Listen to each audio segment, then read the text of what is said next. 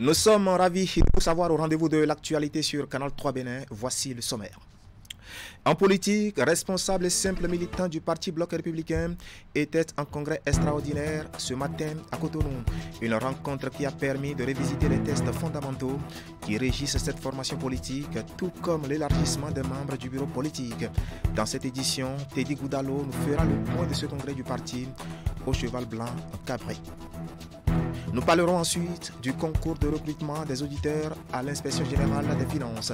La session de septembre 2023 est entrée dans sa phase active avec plus de 300 candidats qui composent depuis ce matin. Les différentes matières se déroulent au lycée Koulibaly pour ce concours organisé par le ministère du Travail et de la Fonction publique. Vous suivrez bien sûr le compte rendu du lancement officiel des dites épreuves. Et puis nous ferons un clin d'œil au monde des affaires avec le premier forum entreprise dénommé Talent africain à l'international. C'est une initiative commune portée par le ministère des Petites et Moyennes Entreprises et de la Promotion de l'Emploi avec la Commission de l'Union économique et monétaire ouest-africaine UEMOA, et ceci pour booster les entreprises en leur offrant des opportunités à travers le renforcement de l'employabilité aux jeunes diplômés. Les travaux se déroulent depuis jeudi à Cotonou. Voilà pour le sommaire. Bien bonsoir et bienvenue à notre grande édition du soir de ce samedi 9 septembre 2023. Avant de développer tous ces titres, parlons d'abord du sport avec, pour vous dire bien sûr que le Bénin du football n'a pu réaliser le miracle tant attendu à l'issue de la bataille de Maputo. La sélection nationale avait besoin justement d'une victoire pour se qualifier à la prochaine Coupe d'Afrique des Nations de football, mais la bande à Stéphane Sessignon s'est inclinée en début d'après-midi face au Mozambique vainqueur 3 buts à 2, deuxième élimination d'affilée donc à une canne pour les Guépards qui devront retourner à leur cahier pour mieux apprendre, il faut le dire, la gestion des enjeux du haut niveau.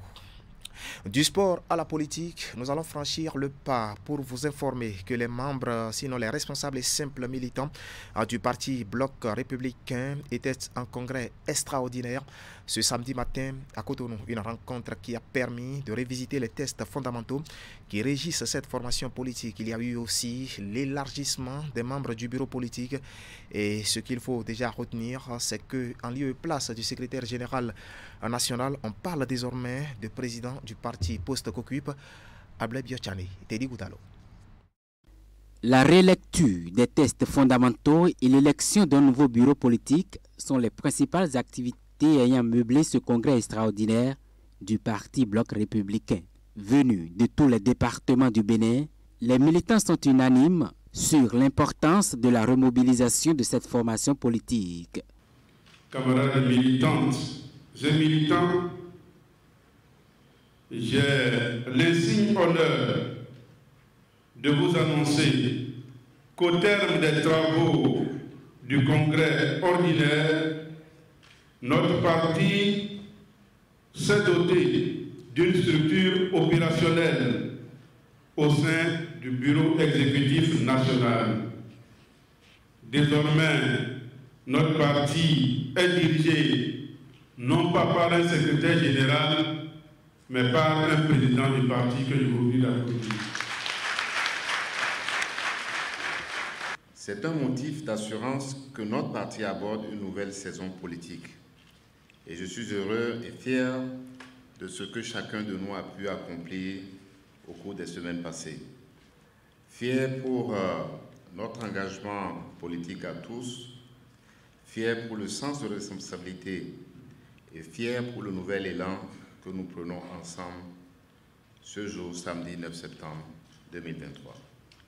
Ce congrès extraordinaire vient donc donner une nouvelle base au parti du cheval cabré qui ambitionne de devenir la formation politique la plus représentative, ce qui justifie l'élargissement du nombre des membres des instances dirigeantes constituées de jeunes hommes et femmes capables de redonner vie au parti. On a adopté qu'il faut élargir le bureau politique à toutes les personnalités du parti, notamment les députés S-qualité, les membres du gouvernement S-qualité, les maires S-qualité, les coordonnateurs de communes S-qualité, les suppléantes des femmes élues et des personnalités reconnues pour leur grande contribution à la vie du parti. Je veux vraiment reconnaître la grande ouverture qui s'est faite pour apporter dans cette instance la plus haute du parti de nombreux jeunes, de nombreuses femmes. Faire partie de l'équipe dirigeante d'un groupe et plus encore d'un parti politique est la célébration du mérite, la reconnaissance de votre engagement, mais surtout de gros défis que le Bloc républicain vous confie. Le bureau politique est le laboratoire national du parti d'où se prennent les décisions. Cela exige de chaque membre un certain nombre de valeurs morales et sociales. Et je veux nous inviter à un travail d'équipe pour impacter la dynamique qui se crée à la base. Les nouveaux défis du parti nous demandent de redoubler d'efforts sur le terrain. Et j'ai l'intime conviction que nous mesurons tous la grandeur et l'étendue de notre responsabilité. Cette rencontre de remobilisation du Parti Bloc républicain est un acquis pour les militants. De gros défis restent donc à relever pour l'enracinement du parti sur l'échiquier politique national. Voilà, Teddy Goudalo, Elvis Tonocoin nous signait ce reportage. Au terme des travaux de ce congrès extraordinaire, nos reporters ont tendu leur micro à quelques personnalités et surtout aux autres membres du parti. Suivez ici leurs propos. Comme le thème du congrès l'indique éloquemment, c'est véritablement le moment et l'opportunité donnée à nous, les militants, au niveau de la base, de comprendre que nous sommes à une nouvelle ère, comme l'a si bien annoncé dans son discours d'inauguration ou d'ouverture le président du parti, une nouvelle ère politique avec de nouveaux paradigmes. Et il était temps que, pour suivre l'attente de la base, des militants à la base, que la direction nationale, ensemble avec nous tous, les militants à quelque niveau que nous soyons, nous puissions comprendre cela et rester en phase des nouvelles réalités, des nouvelles donnes. C'est fort de cela que nous avons mis ce congrès extraordinaire sous le thème de la remobilisation. Comme le thème le dit, la remobilisation du BR, le bureau politique a été vraiment élargi pour remobiliser tout le terrain, réveiller le BR au plan national. Et je pense que le mot d'ordre est lancé d'ici, du Palais des Congrès, du bord de la mer, et cela doit atteindre les frontières de Malanville, de Porga, d'Aplahoué, d'Igolo, de partout, de Kétou, pour permettre au BR effectivement de se remobiliser, prendre de l'envol pour être le premier parti du Bénin, Inch'Allah, à l'horizon 2026, lors des élections générales. C'est pratiquement la remobilisation aujourd'hui. Chacun se retrouvait au niveau de cette circonscription. Aujourd'hui, nous avons l'opportunité de nous voir nous tous sur le plan national. Et ça fait chaud au cœur et ça régaillardit pour la suite des activités et la suite du challenge pour le Bloc républicain. Il faut avouer que le parti a besoin de ce congrès pour se redonner vie. Parce qu'il est toujours classé au 2e rang. Et nous avons désormais comme objectif donc, de gravir les échelons afin de pouvoir prendre la première place donc, des partis politiques au Bénin. Le parti a besoin des femmes dynamiques, le parti a besoin des jeunes dynamiques et c'est ce qui est fait aujourd'hui. Le président du parti l'a su bien marteler. Il faut avouer que à partir de l'instant, le travail que nous avons à faire, c'est de revoir le terrain, de nous organiser. Je retiens 3 choses. Le Bloc républicain a pris un autre départ avec une ouverture de qualité. Un bureau politique définitivement avec beaucoup de moyens humains j'entends. Un bureau exécutif national où se côtoieront beaucoup d'intelligence, d'expertise, de compétences et donc aucune raison de douter des résultats. Et la nouveauté, l'innovation, un secrétariat exécutif national qui est le bras opérationnel et technique de tout ce qui concerne le Bloc républicain.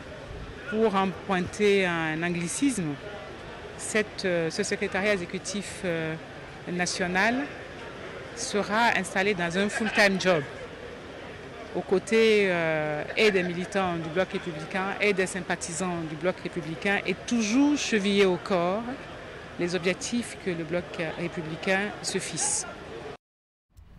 Voilà, ce fut donc, vous l'avez compris, un moment de remobilisation des troupes et l'occasion a été saisie par le bureau politique pour réaffirmer son soutien et celui de tous les membres d'ailleurs au président Patrice Talon. Suivez ici un extrait de leur motion sur des propos recueillis par Assimo Kanyasimo et Elvis Donoukouen.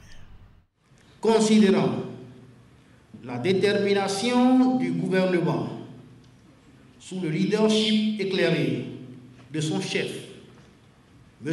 Patrice Talon, président de la République, chef de l'État, chef du gouvernement, a œuvré pour un développement harmonieux et équilibré de toute l'étendue du territoire national.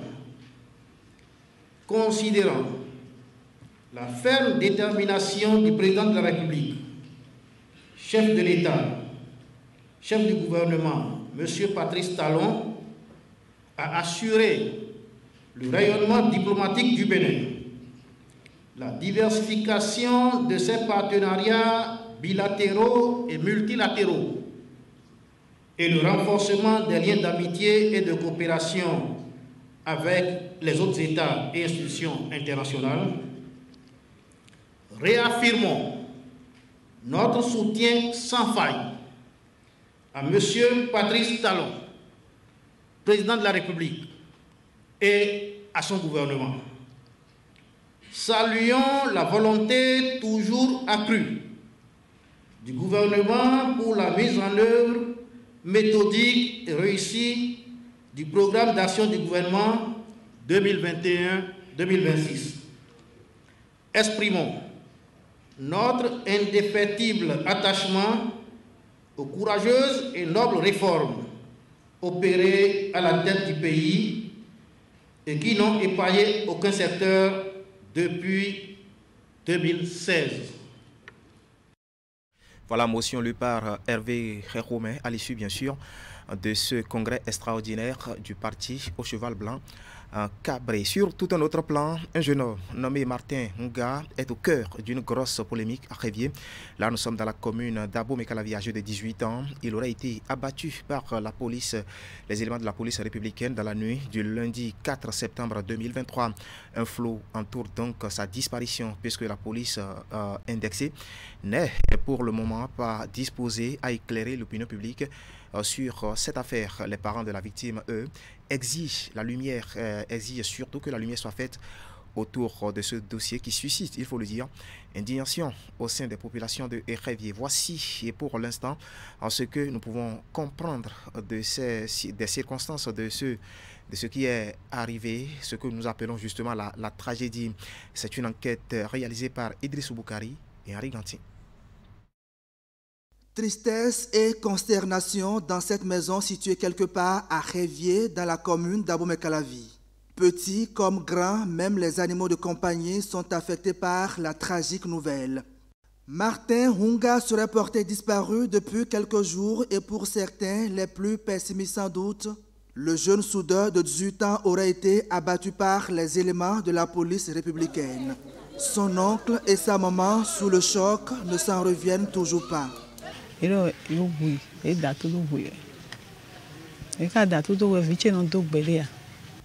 Ils ont dit qu'ils ont tiré sur mon fils, alors qu'il n'a pas de mauvaise fréquentation. Il ne s'occupe que de son travail. Étant orphelin de père, je suis la seule à m'occuper de lui. C'est vraiment choquant ce qu'on lui a fait. Est-ce que c'est ce que le gouvernement leur a demandé? Ce que je réclame, c'est le corps de mon fils. Toute la famille est sous le choc. J'ai vraiment mal car c'est un petit que j'aime beaucoup. Ma douleur est double pour le fait qu'il soit tué et que le corps soit confisqué. Nous avons besoin de son corps. Mon fils n'est pas un voleur et voilà qu'ils ont mis un terme à sa vie.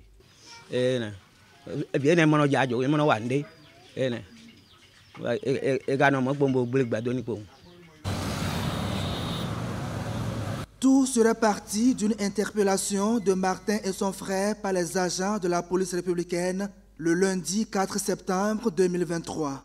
Selon Fernand, qui était sur la même moto que Martin, le conducteur de taxi-moto qui les transportait aurait refusé d'obtempérer, se sentant déjà en infraction avec 2 clients sur sa moto un peu après 0 heure. Les policiers, quant à eux, auraient engagé une course-poursuite avec les jeunes. Mais Martin, pris de panique, va abandonner son frère ici et prend ses jambes au cou, mais il sera rattrapé quelques minutes plus tard. Cette dame a suivi toute la scène. Ce sont les voleurs qui sont... on doit tirer d'abord. Dans la course, le conducteur a trouvé une petite vent et a ralenti pour y accéder. C'est en ce moment que mon frère a sauté de la moto et s'est mis à courir. Quelques instants après, j'ai entendu 2 coups de feu, mais le Zema continuait avec moi à la maison. C'est ainsi que j'ai raconté l'histoire aux parents, mais ils ne savaient pas si mon frère était encore vivant ou arrêté par la police.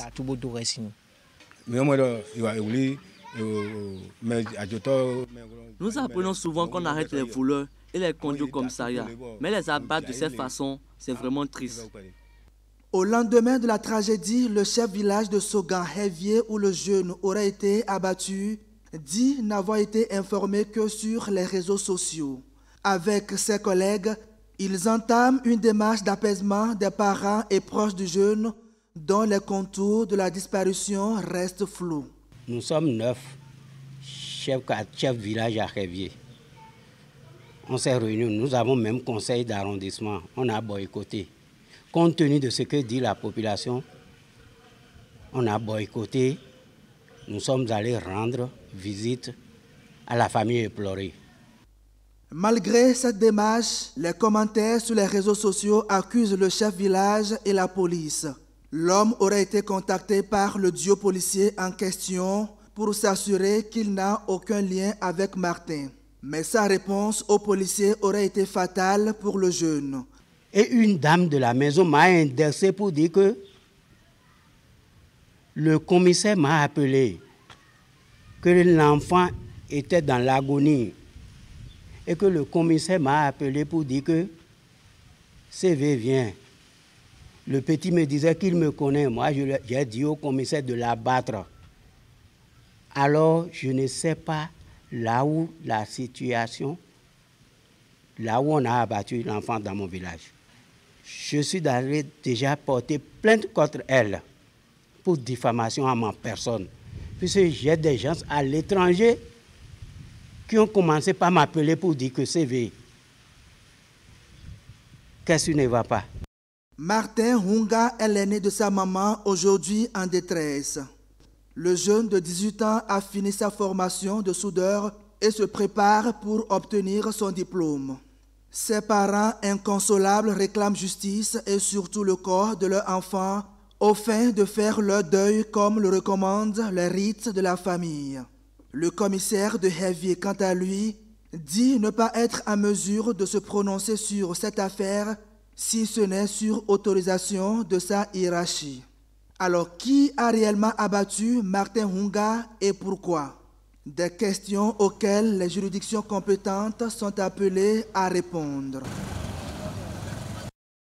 Tout à fait, voilà ce que nous pouvons comprendre justement de cette tragédie. Mais il faut préciser que la rédaction en chef de Canal 3 Bénin a échangé avec le commissaire de Hevier pour tenter d'avoir sa version des faits. Ce dernier a tout simplement décliné l'offre, affirmant, je cite, « Rapprochez-vous de la hiérarchie policière. Sans autorisation, ça ne me protège pas. » Fin de citation. Nous y reviendrons donc dans nos prochaines éditions. Dans le reste de l'actualité ce soir, la Commission nationale de concertation et de consultation des négociations collectives qui a tenu vendredi, sinon hier vendredi, une session extraordinaire, une rencontre qui intervient dans le cadre des prochaines rentrées scolaires et universitaires. Suivez. C'est toujours dans ce climat convivial que s'ouvrent les rencontres de la Commission nationale de concertation, de consultation et de négociations collectives. Un mois à peine après la clôture de la première session ordinaire de 2023, des ministres du gouvernement et les secrétaires généraux des confédérations et centrales syndicales retournent autour de la table de négociation. La session extraordinaire se tient à l'orée de la rentrée scolaire et universitaire.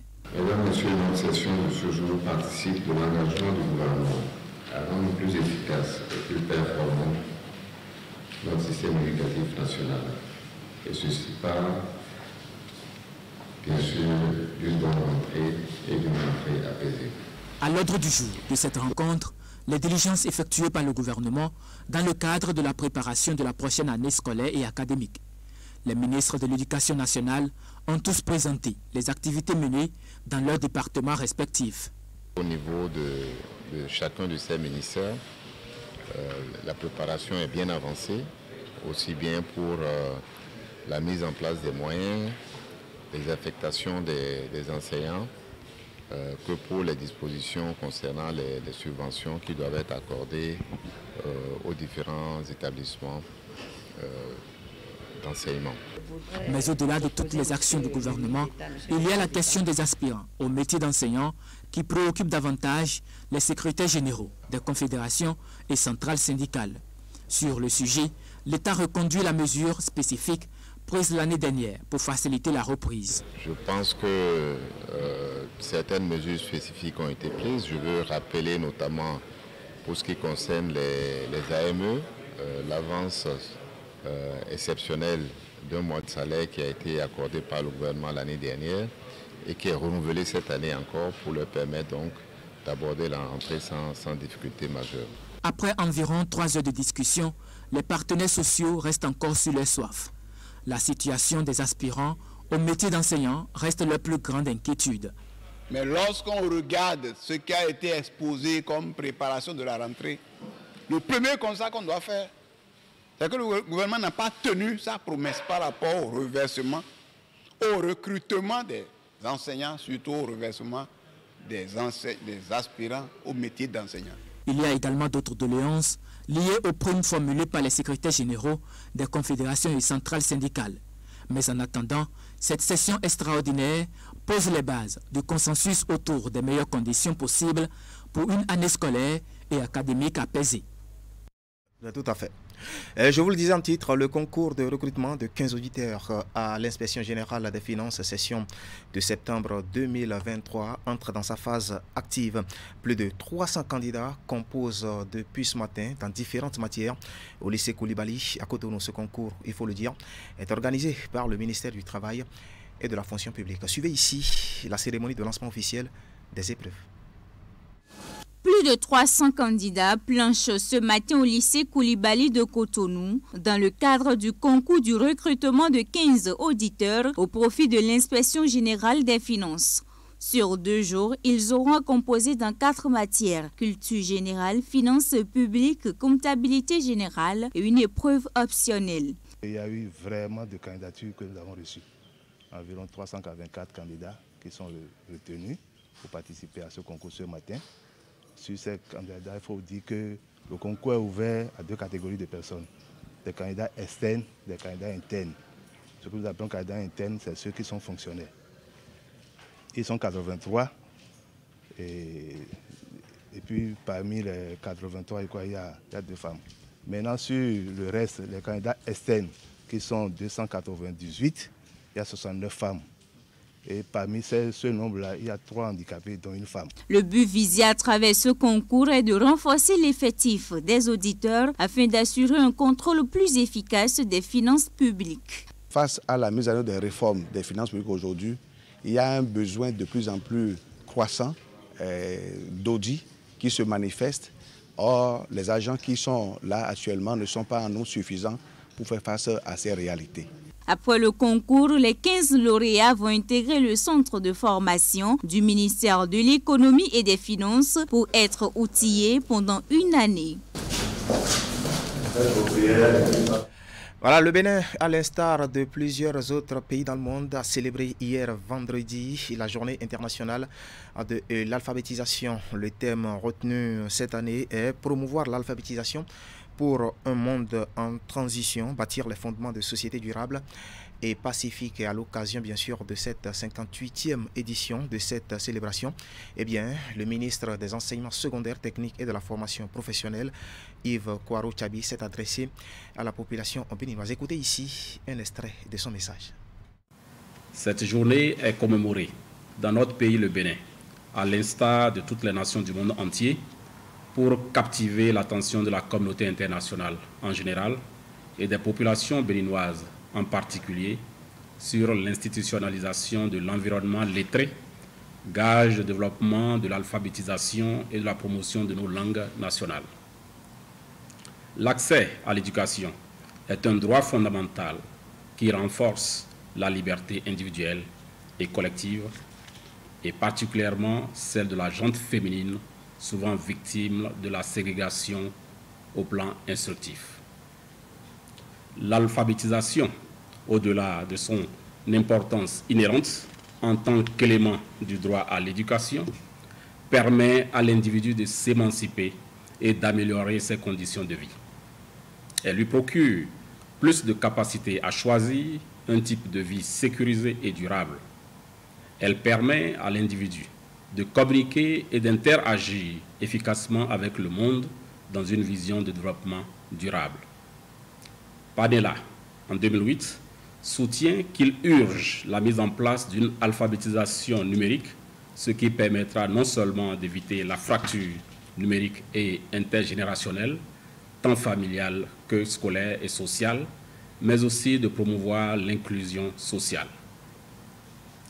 Les stratégies d'enseignement et d'apprentissage qui ont recours à des solutions numériques contribueront de manière significative à améliorer le bien-être de la population vulnérable en augmentant leur employabilité et en leur permettant de participer plus activement au développement de la société.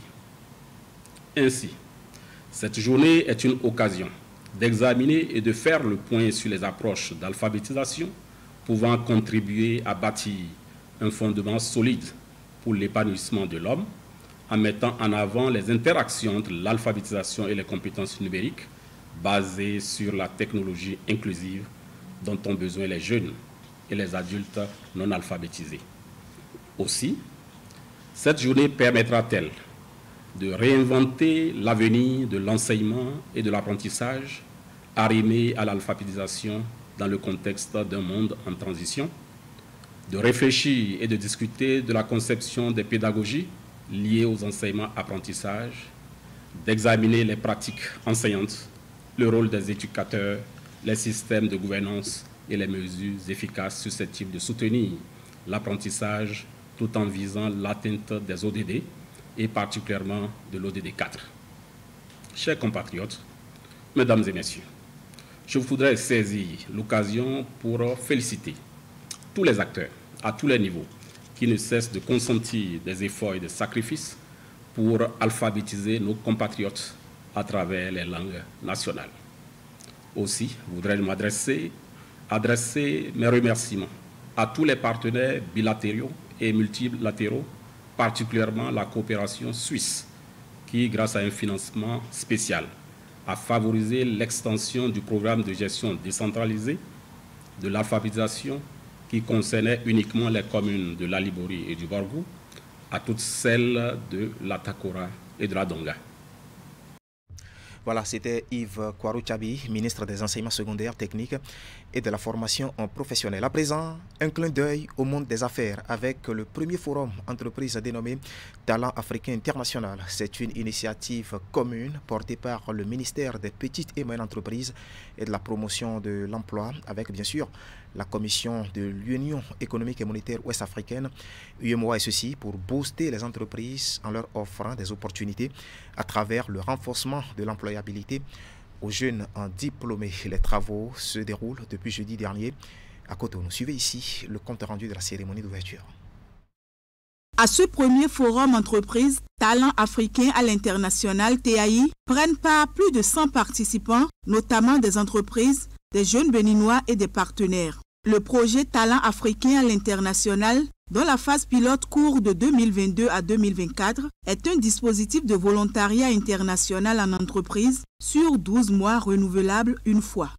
Le programme Talent africain à l'international vise à créer pour nos opérateurs économiques les conditions pour la conquête de nos marchés régionaux. Après le lancement de ce programme à l'hôtel Azalaï de Cotonou il y a 1 an, et après 3 mois de mise en œuvre, nous organisons ce forum pour mieux faire connaître le programme à nos opérateurs économiques et leur montrer les réels avantages pour eux à souscrire au programme TAI. Excellent moyen de promotion des échanges, il est également un parfait moyen d'insertion professionnelle de nos jeunes à l'international. À la date du 30 août 2023, 1546 candidats ont été enregistrés au niveau de la plateforme TAI, dont 608 candidats béninois. Il ressort également que 122 entreprises ont été agréées, dont 76 au Bénin. La commission de l'UEMOA salue la tenue de ce forum à Cotonou, signe patent du dynamisme de la mise en œuvre du projet dont la phase pilote s'exécute dans 4 pays, le Burkina Faso, la Côte d'Ivoire, le Sénégal et le Bénin. L'employabilité des jeunes constitue l'un des problèmes majeurs des États membres de l'UEMOA qui pourrait menacer leur stabilité socio-politique et économique au cours des prochaines années.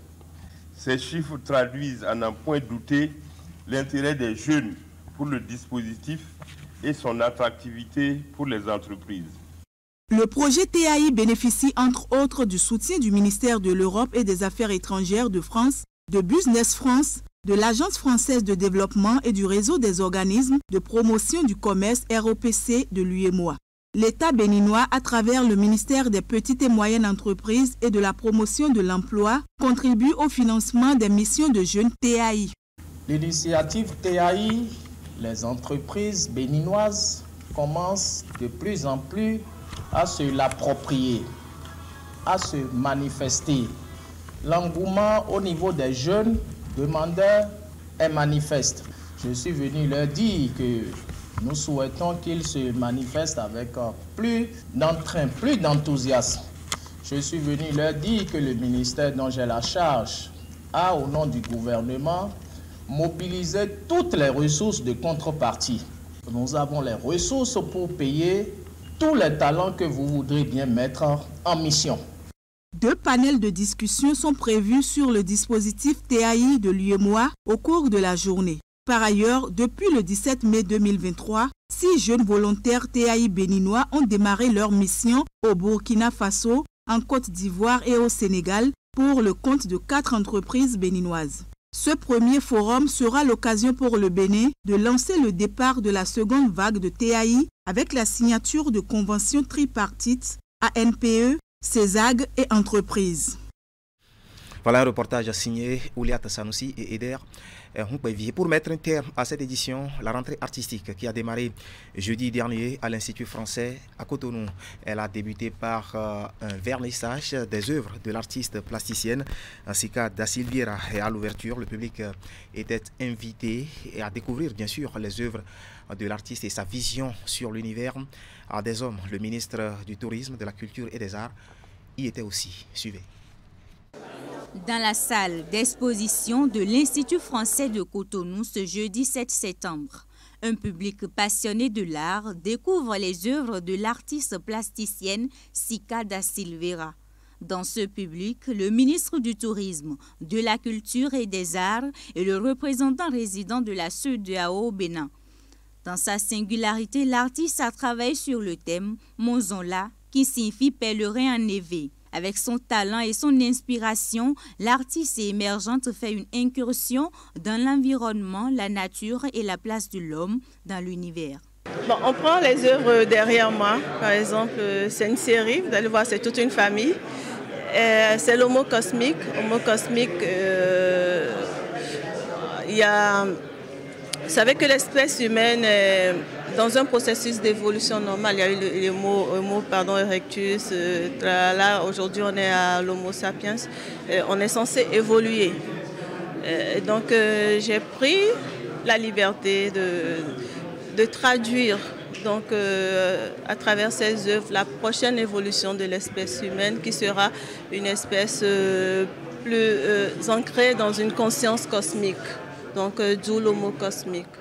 Avec de l'audace, de l'innovation et de la dextérité, Sika da Silveira traduit dans son art les réalités de l'univers de l'homme avec une dimension spirituelle.